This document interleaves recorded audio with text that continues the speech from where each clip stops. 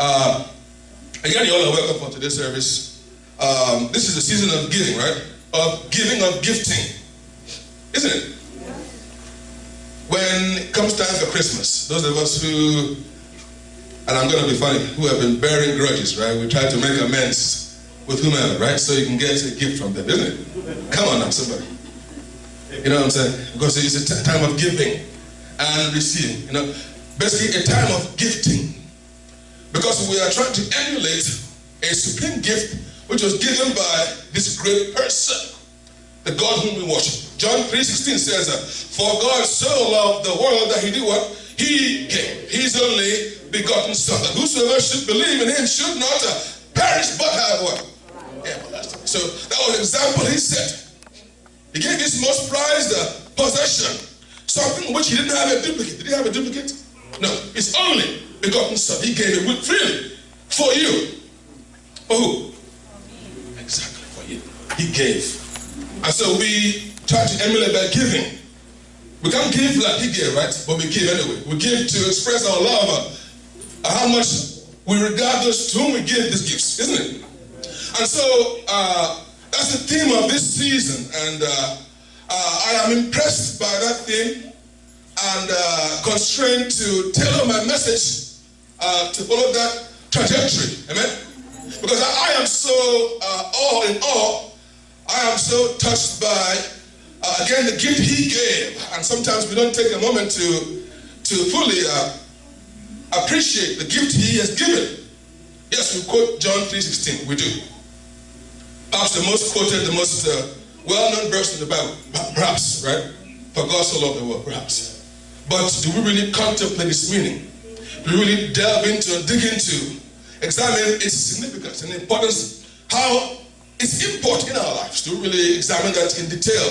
Do we take the time to do that? Amen. So we're going to take a few moments to do that today. Amen? What is the gift he gave? Yes, he gave his Son. Who is this Son to you? Amen? What did his being gifted mean to you? What did he accomplish? We know we died on the cross. We know that for our sins, right? I rose on the third day. What did that mean for you and I? How does it affect us in terms of our position in life? In terms of our capacity to succeed? In terms of our potential? Why is this a big deal? Why? We're going to look at that today. And so today's sermon is what? A name above every name. A name what? A name what? A name above. That's a tall order, right? It's tall. That's something lofty. Who can have a name above every name? Who can have a title, a rank above every other title? Now, we have men in this world that we look up to.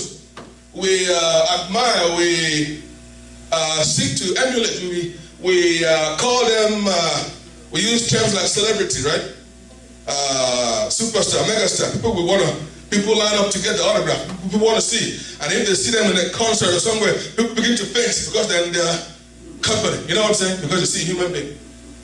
He's not sharing his money with you, but you faint, right? He's just a great person, right?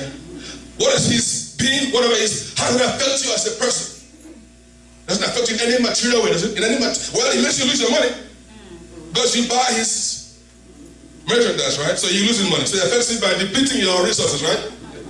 It doesn't really advance your material station in life, does it? Not really. But when we look at somebody who is great or greatness in an individual, we should do so to the intent that admiration should improve us as people. Should we not? That makes sense to you? Should improve me. I know if I want to admire someone as a celebrity or a megastar, he's gotta be paying me something. Come on now. You know? Sharing his millions with me. His millions. Amen? Sharing something with me. Why should I spend my time wearing his product? Wearing his face on my shirt? Help me. Somebody. Am I getting paid? I'm losing money, right? Come on, something happened, you know? Yeah, I'm losing money, right? But there's somebody who is like that. But we don't give him the time of day like that. We don't pay him that kind of attention. We don't pay him that kind of adulation. We don't. You know, unfortunately in this world, things you give for free people don't value. So your mega star celebrity, he's not for free, is it? You have to pay to play, right? That's why you value it. That's human nature. You value what you are meant to pay for. So now, even in Christendom, even in churches, they make you pay for miracles today, right? Come on, make you pay for prayer. Help me.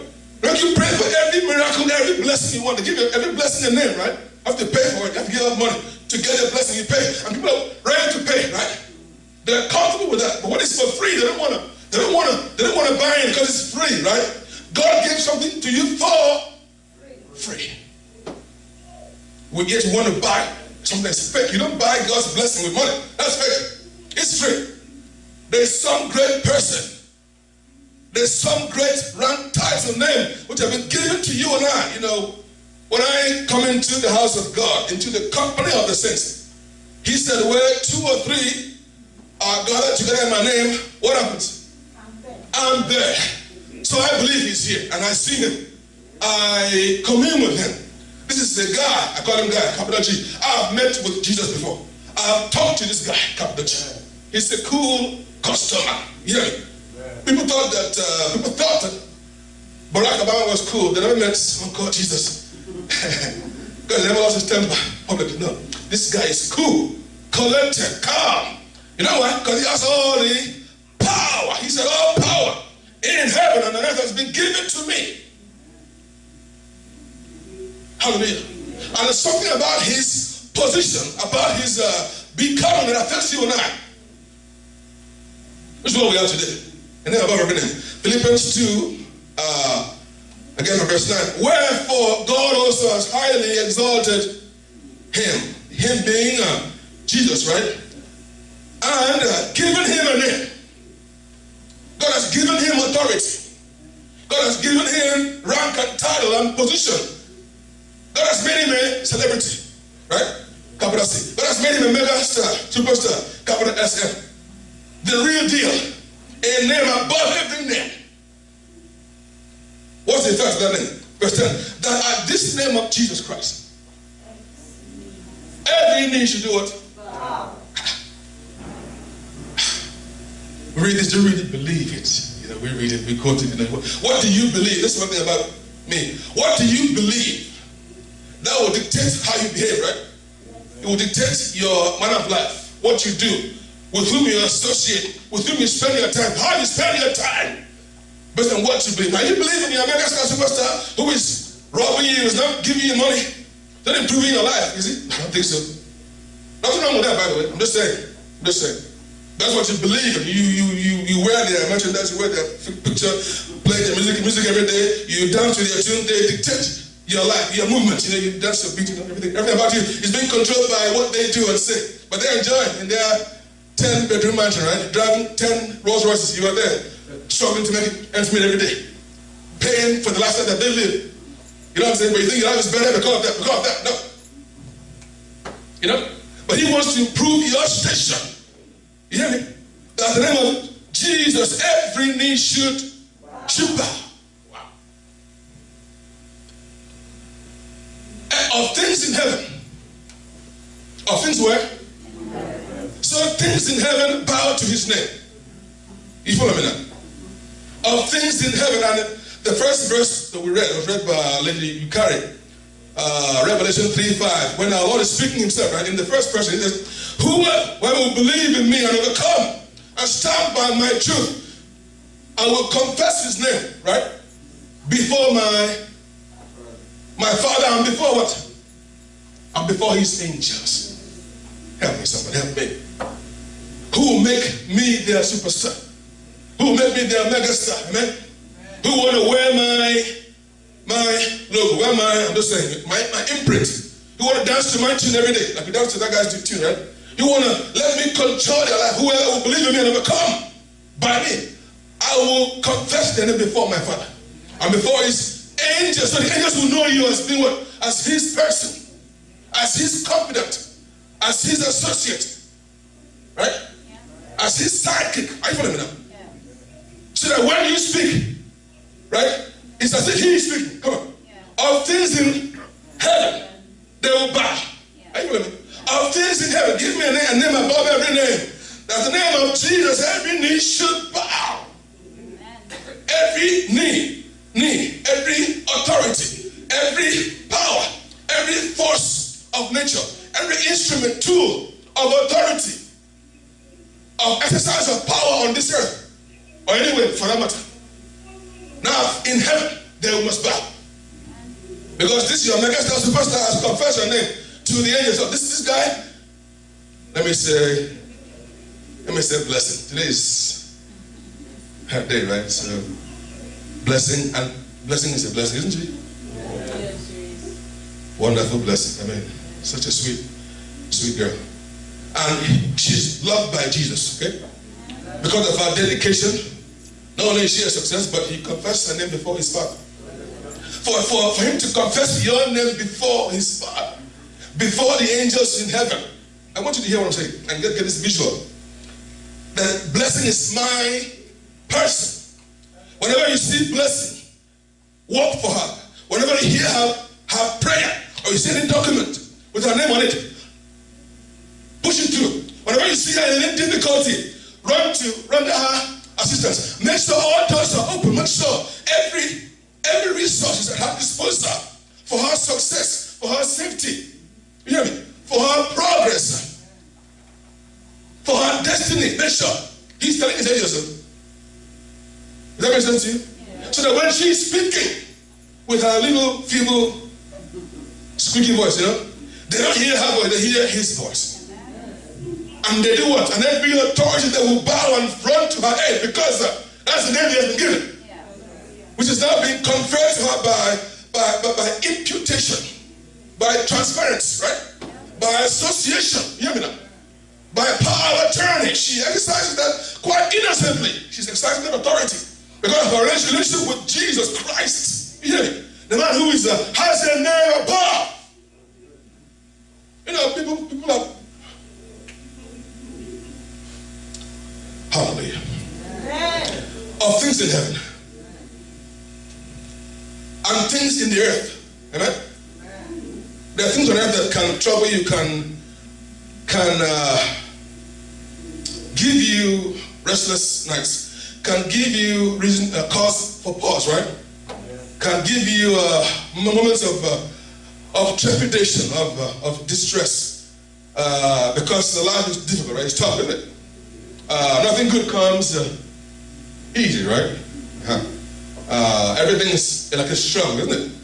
And in life, even with our Lord, sometimes he was going in a boat, he was sleeping, trying to have some rest, but the wind and the waves rose up and started beating against the boat, right? Come on now. You're going about your normal business, but the world is conspiring against you, trying to overturn your boat, so to speak, right? It's always going to be that way, amen? But because you are with somebody called Jesus Christ, you associate with him, he is confessing your name. If in fact he is, right? Again, we don't know that he is for everybody. For everybody in church, we don't know that it's true. Church is now a haven for all kind of pretended spirituality, right? We don't know. We don't know what's known, right? But if in fact you are his person, if in fact he is your celebrity, your megastar, you wear his imprint every day, right? You wear his logo, you wear everything, you listen to his music, so to speak, right? I don't mean literally, but he kind of controls your life. He dictates your movement. Come on. You know what I'm going with that, right? If you're that kind of person with him and he's talking about it to Angel Michael and Gabriel and those angels, and you are in difficulty, guess what's going to happen to you? Guess what's going to be your experience? Before they pray, I will answer. That's what I say, right? Before they pray.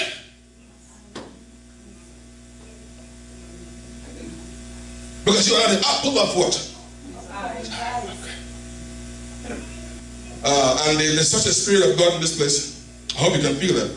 I hope you felt it during the prayers, right? Now, we don't have to shake and fall down, and all that drama. It's not necessary. But the spirit of God is there. Come on. It's so heavy. It's so thick. You can cut it with a knife,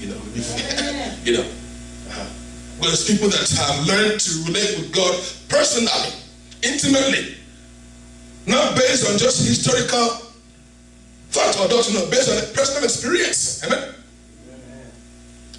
That's what he offers to you. Something personal as the gift. Again, John 3:16. For God so loved the world that he wasn't just not just doctrine, not just rhetoric. It is something real and tangible. You can experience, you can appropriate for yourself if you want to. You know, you can cut through all the hype, the drama, the pretended religion in churches, pretentiousness. You can cut through all the sensationalism, right?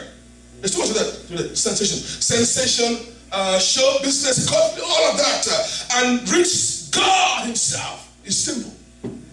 For God so loved, he gave. He gave. It's by faith, by your simplicity of your heart, of your outreach to him. How you reach for him in prayer, in your supplication, right? How sincere you are, how you are persistent in seeking him. He will appear to you. He will manifest himself to you. Amen? And establish a covenant relationship with you that is real and tangible. You hear me? So that when you pray, it's like you're praying to somebody. People are wondering, well, who is he talking to? He's talking to, I can't see nobody. He's talking to somebody. Yeah. Somebody called Jesus. He's real. And he talks back to you. And he communes back to you. Amen? And so when you're in his company, you feel overwhelmed by his emotion. And you hear him speak. You know, it is something to be experienced more than to be told about. Not about it. You know, I can talk about all this until you experience it. You will not make much sense to you. But it's real. Again, of things in heaven, of things on earth, and things under the earth. The things under the earth that try to affect our movement, our progress in life too. I won't spend too much time talking about those things, but there are things like that, you know, subterranean things, you know, things that go bump in the night. You know what I'm saying? Go bump in the floorboards, you know. Demonic, satanic powers, and people that are on the earth that invoke those things under the earth, they do, for power. They think that gives them power, gives them advantage over you, right? And they do that. Okay, there's dark power, there's witchcraft, there's juju, voodoo, all kind of evil mechanisms whereby people seek to get an advantage over you. Amen? And sometimes put you in bondage. But that name is above those powers. Yeah. Because when he freely gave his life, it was a trick. He duped the devil to let him crucify him. You know, he gave his life freely so he could descend into the devil's territory and slap him silly. Yeah. And beat him senseless.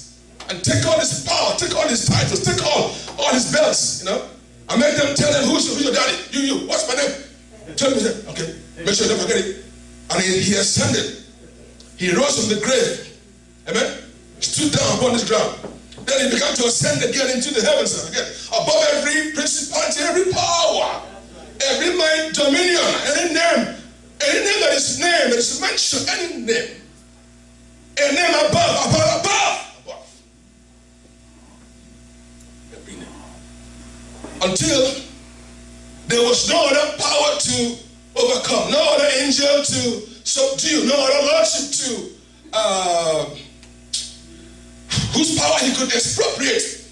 When there was no other power to dominate, he did what? He sat down, right? Yes. What's involved? His enemies made a stool for his feet. Who are you? Who are the feet? The church is at his feet, amen? He sits down and rests. He has the power. A name above every name. That's the gift he gave you. Now the question is, what are you doing with this gift? Do you even have regard for it? Have you spent time exploring it, investigating this gift, researching it? What is the scope? What's the scope of potential, of benefits this package affords me? Do you spend time? Or you just spend time going to church, playing church every week, running after a man of God to pray for you and collect your money when he's giving you the gift? And the man of God's job is to push you towards Jesus. That's not to depend upon him. No. Ephesians 1:1 says, blessed be the God and Father of our Lord Jesus Christ, right? Who has blessed us. Oh, no, bless the man of God. Bless the apostle. Bless the prophet. I love you. Bless us. Who's us? Wonderful. He bless you with what? Every scripture. Every what? Spiritual. Every spiritual blessing. feature, rank, title, deed, of authority, instrument, tool, of power, of privilege. Where? In the spiritual realm, in heavenly places, in Christ. But you're running after the man of God every day without learning to appreciate, to appropriate, to grow in your gifting, in your knowledge of Christ. Who's robbing who? Who's robbing who here? He's robbing you. The man of God is robbing you, and you're robbing yourself, you know. But you cannot buy God's gift with money. You hear me? And that gift, the gift of His name is for you. It is for you. Are you with me? Is somebody hearing me today? Yes, sir. We're closing. This is a short message. Verse 11. And that every tongue should. When I said it, ask them, tell me, who's your daddy? You were laughing. You think I'm joking? He said, what? And every tongue should do what? What does that mean? Tell me, who's your daddy? Hey, it's you. Say my name. Jesus. Say it again. Jesus. Say it again. Jesus. Don't forget it. Told the demon, told every fallen angel, don't forget my, and they don't forget it. They don't forget his name. The same name. That wonderful name. Jesus, that wonderful name. Jesus, that wonderful name. Jesus, there is no other name I know. Hallelujah, that wonderful name. Jesus, that wonderful name. Jesus, that wonderful name. Jesus, there is no other name. There is no other name. That's the only name. Only Jesus. Only Jesus. Only Jesus. Amen. It is my prayer. It is my appeal. It is my wish and hope that you will assimilate these words. You will absorb these words and you will keep them someplace special within you. So when you go back home, you review them. Amen. You will meditate upon them and dig deeper into the mystery about this name and what it means for you. It has transformed my life. I don't mean just being a Christian, being a born again, being a pastor. That has no meaning. It's to know Jesus Christ as a person. To walk with Jesus Christ as a person. That's what I teach people here. To get to know Him as a person. As an individual who can speak to you. And He does speak. He does communicate. Amen? That's right. He does. And that's your benefit. That is your privilege. So I implore you to spend time seeking Him. Amen? Amen. Looking for Him. Cultivate your relationship with Him.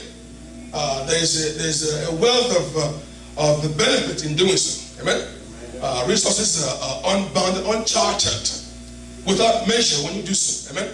Doesn't mean you will not have difficulties. Doesn't mean you will not have challenges, but He will help you. And through all your challenges, He will help you. He will be there for you. Amen? He will go in the back for you, and He will show you how to use His name. His name is above every name. May this be your portion this day. May you hear your prayer this day. Amen. May He show you mercy this day as you stepped in here. Amen. May He show you mercy. That is one of His names. Mercy, favor, blessing. Yes. May all this be your portion this day. Amen. Through Jesus Christ our Lord. Amen. Amen.